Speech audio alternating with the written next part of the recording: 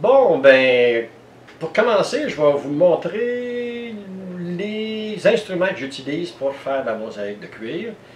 Tout ce que vous avez besoin est ici sur mon établi.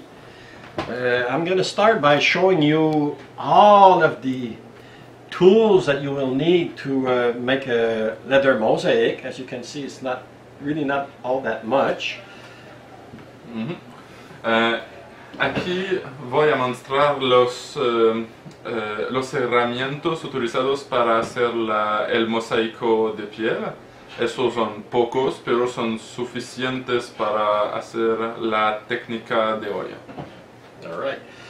Évidemment, l'outil de base pour tracer les patrons pour les pièces de cuir, un crayon mécanique avec un aiguisoir. Le crayon mécanique, c'est le meilleur crayon à utiliser pour faire la mosaïque de cuir.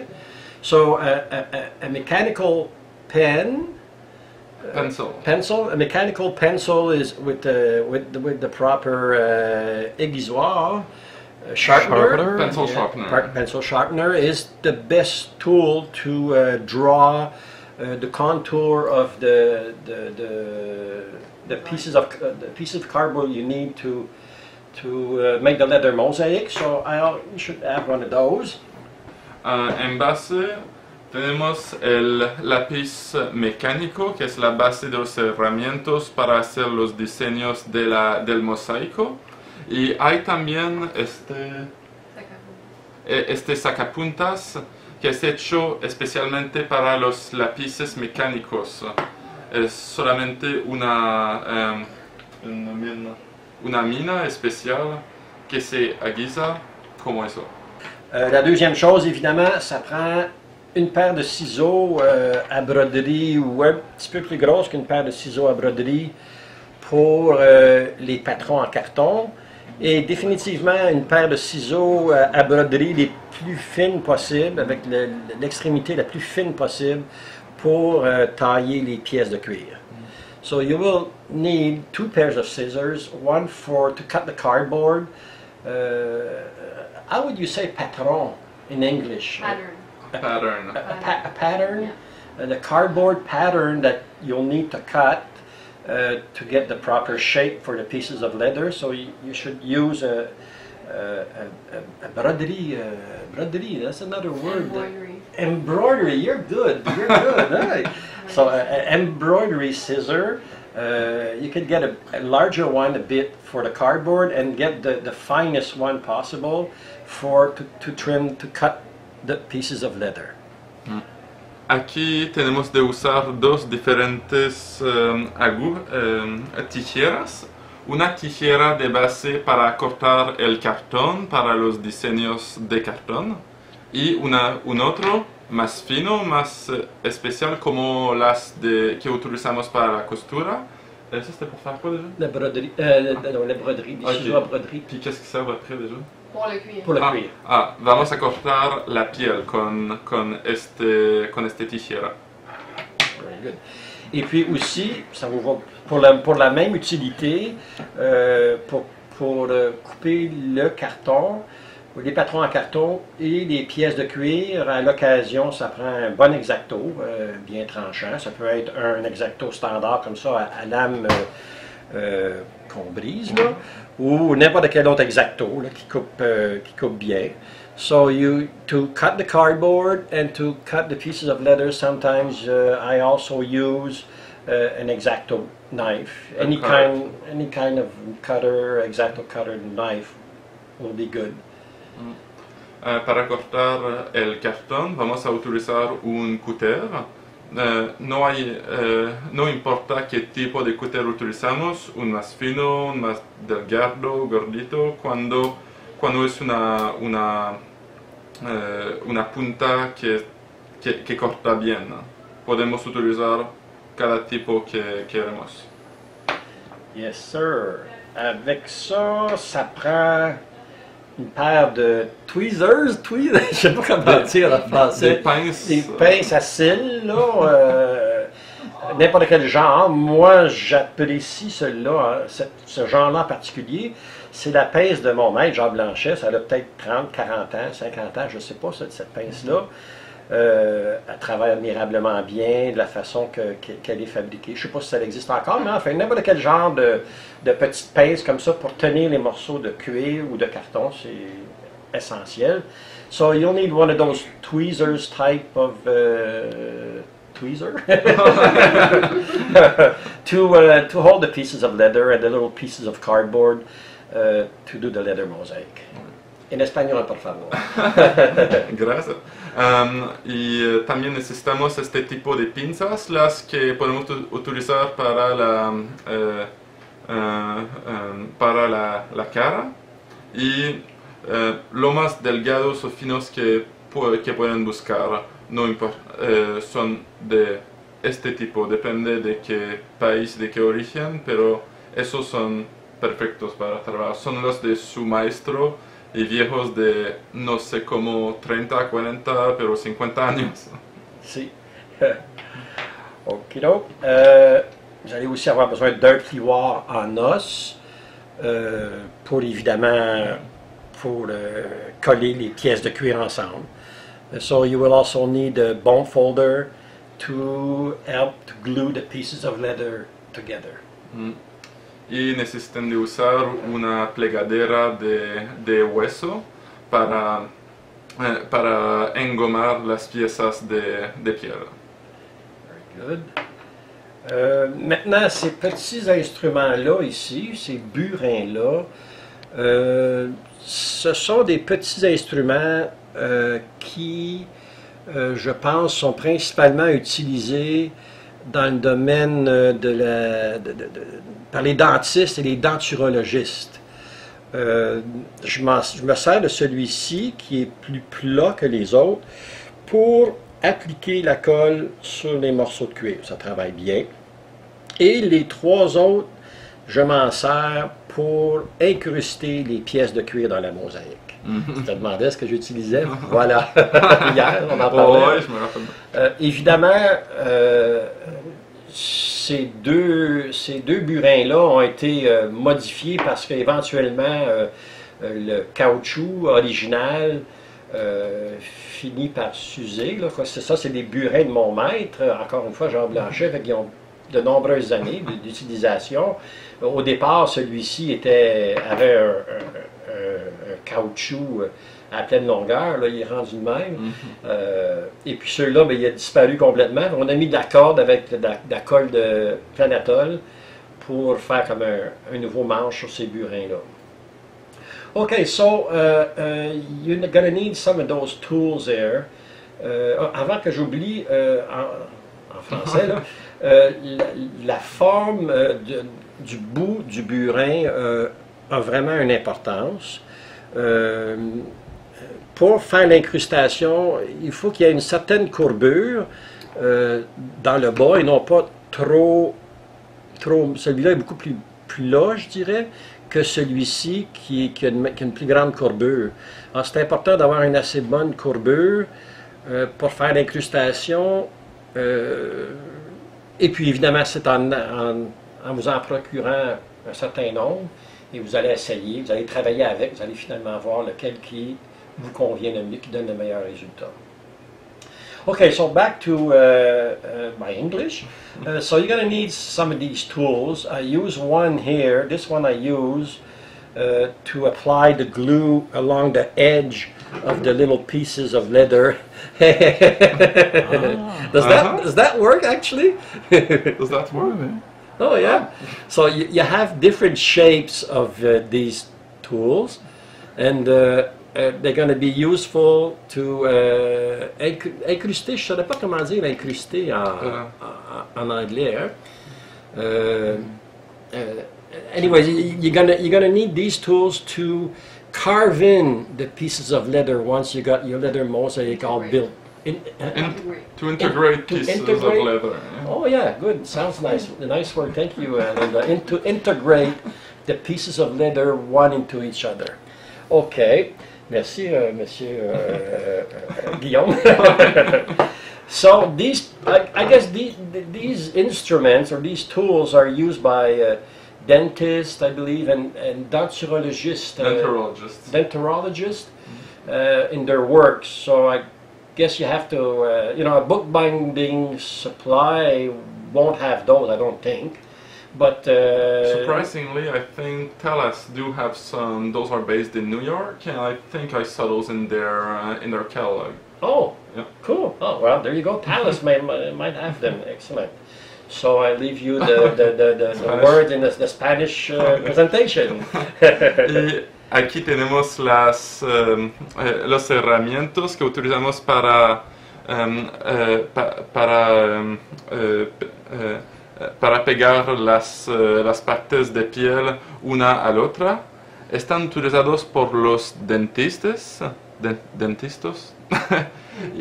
Distintas. Hay diferentes formas también que podemos utilizar. Este es más largo ¿cuál?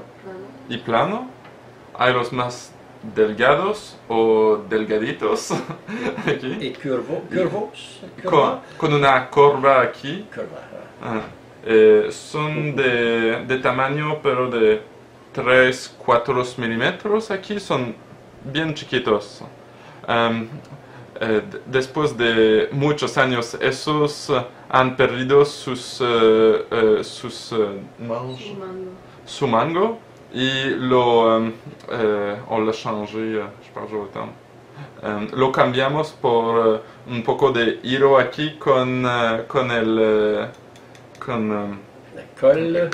pegamento de PVA que ha aducido aquí. Es un nuevo mango. Y lo utilizamos para poner el pegamento de diferentes formas y diferentes cantidades también. Son excelentes. Lo pueden comprar, pienso,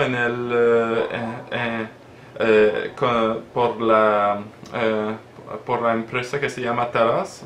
Son de Nueva York y pienso que tienen herramientas que que son bien parecidos a esos. Excellentos, gracias. Vous allez avoir besoin aussi d'une loupe. You will need a magnifying glass, a regular one, any type. I also, I of course, prefer to use one of those because I'm 60 years old now, so my eyes are not as good as they used to be when I was 20 and I started doing this work. At the time, I'd do everything without any magnifying glass, but very, very nice, very useful to have one on hand. J'ai skippé le français, je pense. Non, Skippé, c'est hein, on mélange le franglais. Je vais mélanger un peu, mais on l'entendait. OK, ben alors donc vous avez besoin d'une loupe, peu importe le genre de loupe. Comme je disais, moi, je suis très heureux avec cette nouvelle loupe que je me suis procurée. Fantastique, une Luxo 2014. C'est un modèle fantastique, pour tout dire, là, avec un double éclairage de diodes électroluminescentes de chaque côté. Et puis j'ai commencé à travailler avec il y a quelques semaines. C'est extraordinaire parce que on peut mettre l'éclairage qui est juste d'un côté. Alors, lorsque je suis après tailler une pièce de cuir, j'ai pas l'ombrage de ma main avec mon ciseau qui embarque sur la pièce de cuir. Donc, vu que l'éclairage vient de juste un côté, je vois beaucoup mieux. Donc, je peux faire une coupe beaucoup plus précise. Alors ça, c'est fantastique, l'éclairage des deux bords là-dessus. Je vous le conseille. OK, so en español, por favor. Y necesitamos también de utilizar diferentes tipos de lupas, de ampliadores. Hay ese modelo que pueden utilizar con un mano, o este modelo que es el modelo de Lujo 2014. Lujo es la marca, es un lujo también de obtener eso. Y hay también las luces de él. Podemos utilizar los dos lados con dos fuerzas diferentes. Es una excelente máquina y cuando cuando tenemos el 60, la edad 60, tenemos ojos viejos y de utilizar este tipo de herramienta es bien perfecto para trabajar. As-tu parlé de la question du côté gauche puis du côté droit de la oui, je lumière, l'apprécie puis aussi. pour l'ombrage, puis tout ça, c'est intéressant Ouais. de le mentionner. Con las luces derechas o izquierdas pueden utilizar solamente un lado de luz para ver solo para trabajar sin sombra cuando la piel. Sombra. Sí, sin sombra cuando la parte de cuero se busca en el otro lado de la mano. Depende del trabajo, es perfecto para trabajar con una vista bien clara. Gracias. Je sais pas si je l'ai fermé. Ah, avec le double clic, là. Wow. OK. Vous allez avoir besoin aussi, évidemment, c'est sûr, une pierre à parer. Ma pierre, c'est une pierre lithographique. Mais, bon, il y a d'autres pierres qui peuvent exister pour parer le cuir. Alors, c'est sûr, vous allez avoir besoin d'une pierre à parer et d'un couteau pour parer votre cuir. Comme vous avez pu voir dans ma première série de vidéos, je présente tout cet aspect du travail de mosaïque. Alors, vous pouvez aller voir là pour avoir plus d'informations de ma première série de vidéos. So, you will also need a paring stone and a paring blade, as I've shown in my first series of videos. So you can go and have a look at them if you want to know more about this part of the process. Y también vamos a necesitar una piedra para el cuero. Yo uso la piedra litográfica y también este cuchillo para parar el cuero. Les mostró en su primera serie de videos qué tipo de cuchillo y de piedra usar. Pero esta es una piedra litográfica que funciona perfectamente para parar la piel. Excellent. Well, this here I find very handy as well. It's a sheet, An aluminum sheet? an aluminum sheet that I got off a printer. They used to use. I don't know if I guess it's still used in some type of printing. They throw them out most of the time once it's being used. So it's very, very thin. So and yet it's metal. So it helps sometimes to put under a part of the leather mosaic if I want to go. Once I've glued two pieces of leather together and a little piece of it is sticking out, I can slip that under it and go and cut the little piece of leather that's sticking out. So without me cutting under it, so very useful. Ici c'est un petit morceau de feuille d'aluminium très mince, utilisé par les imprimeurs, ce genre-ci. Et puis je l'utilise parfois dans le travail de mosaïque pour couper un petit morceau de cuir qui serait excédentaire lorsque je colle deux morceaux de cuir ensemble. Alors je peux glisser cette feuille d'aluminium-là en dessous et aller couper le petit morceau de cuir qui dépasse, qui ne doit pas être là, sans couper le papier en dessous. Y también estoy usando una hoja de alumino y lo uso para cortar las partes de piel que son poco grandes o que no pegan de la buena manera. Yo lo pone abajo de la parte de piel y lo corto así. Les usan en las empresas para imprimir diferentes cosas. Normalmente les sacan en la basura, pero les pueden reutilizar para el mosaico de piel. Very good. Vous allez avoir besoin évidemment d'un petit plat avec de l'eau qu'on utilise, que j'utilise pour faire la mosaïque de cuir, une des barbouillettes blanches assez fines pour essuyer l'excédent de colle autour des morceaux de cuir lorsqu'on assemble les morceaux de cuir ensemble, et puis un autre petit débarbouillette sec pour essuyer au besoin ses mains ou enfin essuyer un morceau de cuir qui serait trop trempé. So you will need, you know, a little bowl of water, a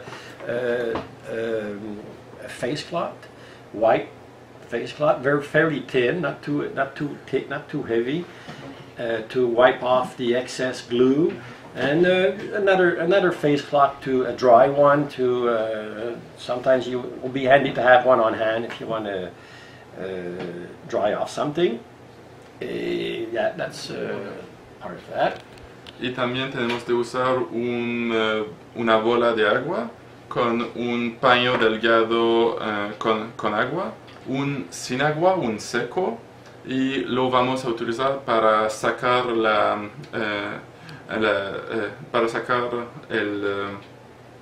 el pegamento que no usamos en la piel, que cuando necesitamos de limpiar la piel después de la pegar en el mosaico. Aussi, les deux sortes de colle que j'utilise, premièrement, j'utilise la colle de pâte.